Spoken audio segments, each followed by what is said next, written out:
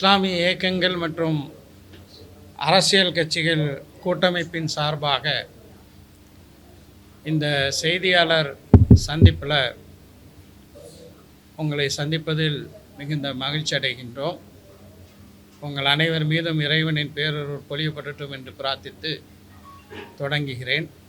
வருகின்ற வெள்ளிக்கிழமை அக்டோபர் 4ஆம் தேதி மாலை 4 மணிக்கு சென்னை எழும்பூர் ராஜரத்னம் விளையாட்டரங்கம் அருகிலே தமிழ்நாடு இஸ்லாமிய இயக்கங்கள் மற்றும் அரசியல் கட்சிகள் கூட்டமைப்பின் சார்பாக ஒன்றிய அரசு மக்களவையில் அறிமுகப்படுத்தி பிறகு பல்வேறு கட்சிகளினுடைய எதிர்ப்புகளால் இப்போது நாடாளுமன்ற கூட்டு நடவடிக்கை குழுவினுடைய பரிசீலனையில் இருக்கும் வக்ஃபு திருத்த மசோதா 2024 கண்டித்து ஒரு மாபெரும் மக்கள் திரள் போராட்டம் நடத்தவிருக்கின்றோம். மக்களவையில் இந்த வக்ஃபு திருத்த மசோதா அறிமுகப்படுத்தப்பட்ட போது அதை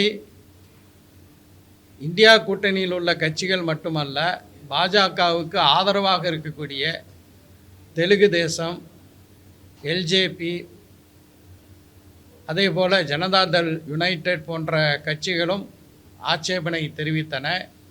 இதன் காரணமாக அது நாடாளுமன்றத்தினுடைய கூட்டு நடவடிக்கை குழுவுக்கு அனுப்பப்பட்டது.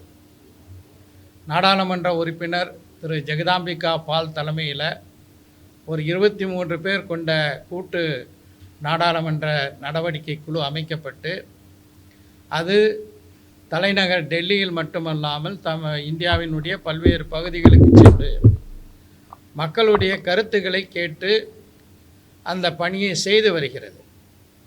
இந்த சூழலில் மத்திய உள்துறை அமைச்சர் அமித்ஷா அவர்கள் நேற்றைக்கு முன்தினம் ஒரு பேட்டி அளிக்கின்றார். அந்த பேட்டியில் அவர் என்ன குறிப்பிடுகிறார் என்றால், வருகின்ற குளிர்கால நாடாளுமன்ற கூட்டத்தொடரில் இந்த வக்ஃப் வாரிய மசோதா சட்டமாகவே தீரும் என்று அவர் பேசியிருக்கிறார். இது ஒன்றிய பாஜக அரசாங்கத்தினுடைய வரம்பு மீறிய, நாடாளுமன்ற மரபுகளை மீறிய ஒரு செயலாக இருக்கின்றது. இந்த சட்டத்தை நிறைவேற்றியே தீர்வோம் என்றால் எதற்காக வேண்டி ஒரு நாடாளுமன்ற கூட்டு நடவடிக்கை குழு அமைக்கப்பட்டது? எதற்காக வேண்டி அவர்கள் நாடு முழுவதும் பயணம் செய்து மக்களுடைய கருத்துக்களை கேட்கின்றார்கள்? இவை அனைத்தும் பயனற்ற வகையில் அமைந்திருக்கக்கூடிய ஒரு சூழலில் தான் வருகின்ற அக்டோபர் 4ஆம் தேதி மாலை 4 மணிக்கு எங்களுடைய கூட்டமைப்பின் சார்பாக இந்த ஆர்ப்பாட்டத்தை நடத்தவிருக்கின்றோம். இந்த வக்ஃபு திருத்த சட்டம், அதாவது திருத்த மசோதாவை பொறுத்தவரையில் மிக சுருக்கமாக சொல்ல வேண்டும் என்றால், அரசமைப்பு சட்டம் சிறுபான்மை மக்களுக்கு தந்திருக்கின்ற பல உரிமைகளை பறிக்கின்றது. இந்த சட்டம் முரண்பாடுகளினுடைய மொத்த வடிவமாக இருக்கின்றது. நாட்டினுடைய பொதுவான சட்டங்களையும் கூட மீறி இருக்கின்றது. உதாரணமாக சொல்ல வேண்டுமென்றால், இந்த சட்டத்தினுடைய, அதாவது ஏற்கனவே இருக்கக்கூடிய வக்ஃப் வாரிய சட்டம் 108A பிரிவு என்ன சொல்கிறது என்றால், சிறப்பு சட்டங்கள், அதாவது இந்த வக்ஃபு சட்டம் மற்ற சட்டங்களை தாண்டி அது செயல்படும் என்று சொல்கிறது. நாட்டில் பல சிறப்பு சட்டங்கள் ஏற்றப்படும் போது அது பொதுவான சட்டத்தை மீறி அந்த ஸ்பெஷல் ஆக்ட் தான் ப்ரிவேல் ஆகும். இது உச்சநீதிமன்றத்தினுடைய தீர்ப்பிலே சொல்லப்பட்டிருக்கிறது. அதையும் மீறி இந்த சட்டம் ஏற்றப்பட்டிருக்கிறது. அதே போல் லிமிட்டேஷன் ஆக்ட் என்று சொல்லக்கூடிய ஒரு பிரிவு வக்ஃபு சட்டத்தில் 107வது பிரிவாக இருந்தது. அந்த பிரிவை நீக்குகிறார்கள். இந்த பிரிவை ஏன் முஸ்லீம் சொத்துக்களை கண்காணிக்கக்கூடிய வக்ஃபு சட்டத்திலிருந்து மட்டும் நீக்க வேண்டும்? லிமிட்டேஷன் ஆக்ட் இன்றைக்கி பார்த்திங்கன்னா தமிழ்நாட்டில் Hindu religious and charitable endowments act 1959 இயற்றப்பட்டது. அந்த சட்டத்தில் நீங்கள் பார்த்தீங்கன்னா அதனுடைய 109வது பிரிவு லிமிட்டேஷன் ஆக்டை, அதாவது கால வரம்பை தாண்டியும் கூட அது செயல்படலாம் என்று ஒரு விதிவிலக்கு கொடுக்கப்பட்டிருக்கிறது. இதே போல் தெலுங்கானாவில் உள்ள ஹிந்து என்டோமெண்ட்ஸ் ஆக்டுக்கும் அந்த பிரிவு இருக்கின்றது. ஆனால் வக்ஃபு சட்டத்துக்கு மட்டும் அதை எடுத்துடுறாங்க. இதில் வக்ஃபு சொத்துக்களை ஆய்வு செய்வதற்காக சர்வே கமிஷனர்னு ஒரு ஆள் இருக்கிறார். ஆனால் அந்த சர்வே கமிஷனர் என்ற பொறுப்பே தூக்கிடுறாங்க. இந்த சர்வே கமிஷனர் ஏதோ வக்ஃபு வாரியம் நியமிக்கக்கூடிய ஒரு ஆள் அல்ல, அரசே நியமிக்கக்கூடிய ஒருவர் தான். அவர் நாட்டில் பொதுவாக சர்வே செய்யக்கூடிய பணி அவருக்கு இருக்கின்றது. அவரை எடுத்துவிட்டு மாவட்ட ஆட்சித்தலைவருக்கு அந்த பொறுப்பை கொடுக்குறாங்க. இப்போ என்ன ஆகுதுன்னா, மாவட்ட ஆட்சித்தலைவர் சர்வேயும் பண்ணுவார், அதே போல் அந்த சொத்து அரசு சொத்து என்றால் அதுக்கு அவரே உரிமை கொண்டாடுவார் என்பது மிகவும் மோசமான ஒரு மரபாக இருக்கின்றது. இப்படியாக பல முரண்பாடுகள் இந்த சட்டத்தில் இருக்கின்றது. குறிப்பாக சொல்ல வேண்டுமென்றால், இந்தியாவினுடைய நாடாளுமன்ற வரலாற்றில் மொத்தம் 115 திருத்தங்களை கொண்ட ஒரு சட்டம் இதுவரை ஏற்றப்படவே இல்லை. இந்த வக்ஃப் வாரிய திருத்த மசோதாவில் 33 புதிய விதிமுறைகளை உள்ளே நுழைக்கின்றார்கள், 45 விதிமுறைகளை மாற்றுகிறார்கள், 37 விதிமுறைகளை நீக்கிவிட்டார்கள். ஆக மொத்தம் 115 திருத்தங்களை கொண்டு வந்திருக்கிறார்கள். இதனுடைய ஒட்டுமொத்தமான நோக்கம் என்னவென்றால், வக்ஃபுக்கான உரிமைகள் அனைத்தையும் பறிக்க வேண்டும் என்பதுதான் ஒன்றிய பாஜக அரசு. இப்படி திருத்தங்களை கொண்டு நேரடியாக வக்ஃபு சட்டமே இல்லை, 1995 ஏற்றப்பட்ட வக்ஃபு சட்டமே இல்லை என்று சொல்வதற்கு பதிலாக இப்படியான திருத்தங்களை கொண்டு வக்ஃபு சொத்துக்களை கபலீகரம் செய்யக்கூடிய மிக மோசமான ஒரு வேலையை ஒன்றிய பாஜக அரசு செய்திருக்கிறது. இதையெல்லாம் கண்டித்து தான் எங்களுடைய கூட்டமைப்பினுடைய போராட்டம் அக்டோபர் 4ஆம் தேதி வெள்ளிக்கிழமை மாலை 4 மணிக்கு நடைபெறுகிறது. இந்த போராட்டத்தில் அனைத்திந்திய முஸ்லீம் தனியார் சட்ட வாரியத்தினுடைய தலைவர் மௌலானா காலித் சைஃபுல்லா ரஹ்மானி அவர்கள், முஸ்லீம் தனியார் சட்ட வாரியத்தினுடைய பொதுச் செயலாளர் மௌலானா ஃபஸ்லுர் ரஹீம் முஜத்திதி அவர்கள் பங்கு கொள்கிறார்கள். அது மட்டுமல்லாமல் திராவிட முன்னேற்ற கழகத்தின் சார்பாக திராவிட முன்னேற்ற கழகத்தினுடைய நாடாளுமன்ற குழு தலைவர் திருமதி கனிமொழி கருணாநிதி அவர்கள் பங்கு கொள்கிறார்கள். காங்கிரஸ் கட்சியின் சார்பாக திருவள்ளூர் நாடாளுமன்ற உறுப்பினர் சசிகாந்த் செந்தில் அவர்கள் பங்கு கொள்கிறார்கள். விடுதலை சிறுத்தைகள் கட்சியினுடைய தலைவர் நாடாளுமன்ற உறுப்பினர் தோல் திருமாவளவன் அவர்கள் பங்கு கொள்கிறார்கள். மறுமலர்ச்சி திராவிட முன்னேற்ற கழகத்தினுடைய நாடாளுமன்ற உறுப்பினர் துரை வைகோ அவர்கள் பங்கு கொள்கிறார்கள். மார்க்சிஸ்ட் கம்யூனிஸ்ட் கட்சியின் சார்பாக மதுரை நாடாளுமன்ற உறுப்பினர் சு வெங்கடேசன் அவர்களும், இந்திய கம்யூனிஸ்ட் கட்சியின் சார்பாக திருப்பூர் நாடாளுமன்ற உறுப்பினர் சுப்பராயன் அவர்களும், இந்தியன் யூனியன் முஸ்லீம் லீகினுடைய ராமநாதபுரம் நாடாளுமன்ற உறுப்பினர் நவாஸ்கனி அவர்களும் பங்கு கொள்கிறார்கள். பெருந்திரளாக ஆயிரக்கணக்கான மக்கள் இந்த போராட்டத்தில் பங்கு கொள்ளவிருக்கிறார்கள்.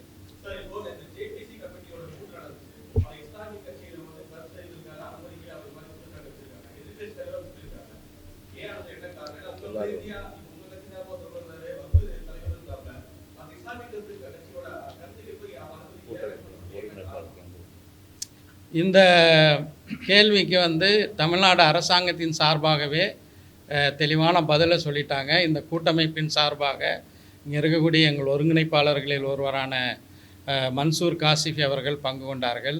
பள்ளிவாசல் கூட்டமைப்பின் சார்பாக நம்முடைய பஷீர் அவர்கள் பங்கு கொண்டார்கள். இதே போன்று அதாவது இதில் என்ன முறை என்றால், உதாரணமாக எனக்கு எப்படி அழைப்பு வந்தது என்றால், நான் ஜேபிசிக்கு எழுதினேன், இந்த மாதிரி உங்களை டெல்லியில் சந்தித்து இதுக்கு கருத்து சொல்லணுன்ட்டு.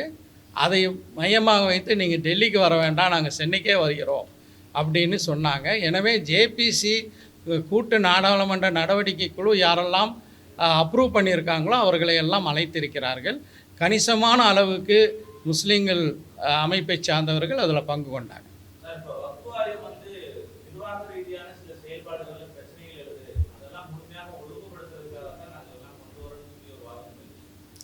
அது தவறான வாதம்.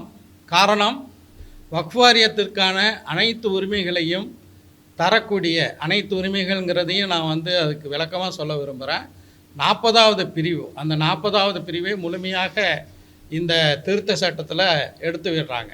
அந்த 40வது பிரிவு என்னென்னா, ஒரு சொத்து வக்ஃபு சொத்தா இல்லையா அப்படிங்கிற தீர்மானிக்கக்கூடிய ஒரு உரிமை இந்த ஏற்கனவே இருக்கக்கூடிய 1995 வக்ஃபு சட்டத்தில் இருக்குது.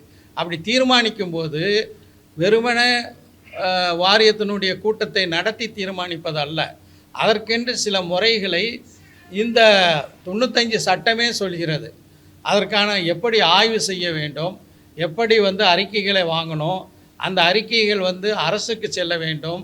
சர்வே கமிஷனரை வைத்து, சர்வே கமிஷனர் என்பது நான் ஏற்கனவே குறிப்பிட்டது போல அரசாங்கத்தினுடைய அதிகாரி, அவர் சர்வே செய்யணும். அதற்கு பிறகுதான் வக்ஃபு வாரியம் இது வக்ஃபு சொத்தா அல்லவா என்பதை தீர்மானிக்க வேண்டும். அப்படியே வக்ஃபு வாரியம் தீர்மானித்த பிறகு அதில் சர்ச்சை வந்தாலும் கூட government will have over riding effect. அதாவது அரசு அதையும் மீறி ஒரு நடவடிக்கை எடுக்கலாங்கிறது 1995 சட்டத்திலே இருக்கின்றது. எனவே இந்த உரிமை அனைத்தையுமே பறிக்கக்கூடிய வகையில் இந்த சட்டம் கொண்டு வரப்பட்டு இருக்கின்றது. அதில் மாற்று கருத்து இல்லை. 1995 சட்டமும் சரி, அந்த சட்டமும் கூட ஒரு ஜாயின்ட் பார்லிமெண்ட் கமிட்டி, நாடாளுமன்ற கூட்டு நடவடிக்கை குழு தந்த பரிசீலனையினுடைய அடிப்படையில் அந்த சட்டம் இயற்றப்பட்டது. அதற்கு பிறகு 2013 மீண்டும் வக்ஃப் வாரிய திருத்த சட்டம் கொண்டு வரப்பட்டது. அதற்கும் ஒரு ஜாயின்ட் பார்லிமெண்ட் கமிட்டி இந்தியா முழுவதும் பயணம் செய்து ஆய்வு மேற்கொண்டு அந்த சட்டத்தை கொண்டு வந்தார்கள்.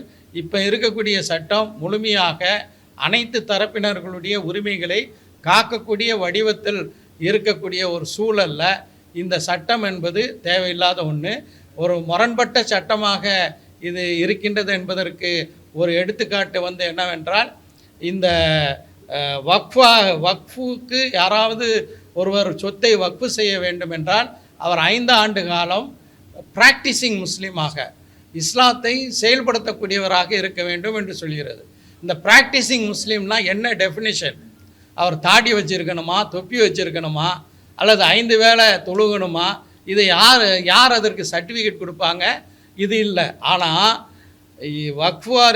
சென்ட்ரல் வக்ஃபு கவுன்சிலில் 2 அடுக்காக வக்ஃபு நிர்வாகம் இருக்கின்றது. மத்திய வக்ஃபு கவுன்சில் இருக்கிறது.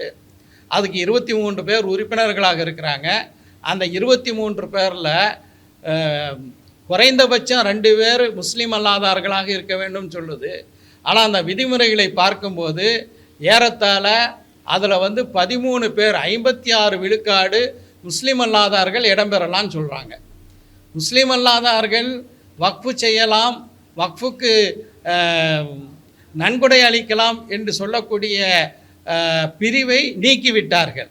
ஆனால் வக்ஃப் வாரிய நிர்வாகத்தில், அது சென்ட்ரல் வக்ஃப் கவுன்சிலாக இருந்தாலும் சரி அல்லது மாநில வக்ஃப் வாரியமாக இருந்தாலும் சரி, அங்கே முஸ்லீம் அல்லாதார்கள் இடம்பெறலான்னா இது எந்த அளவுக்கு முரண்பாடுகளுடைய ஒரு மொத்த வடிவமாக இந்த வக்ஃபு சட்டம் மசோதா இருக்கின்றது என்பதை நான் எடுத்து சொல்ல விரும்புகிறேன்.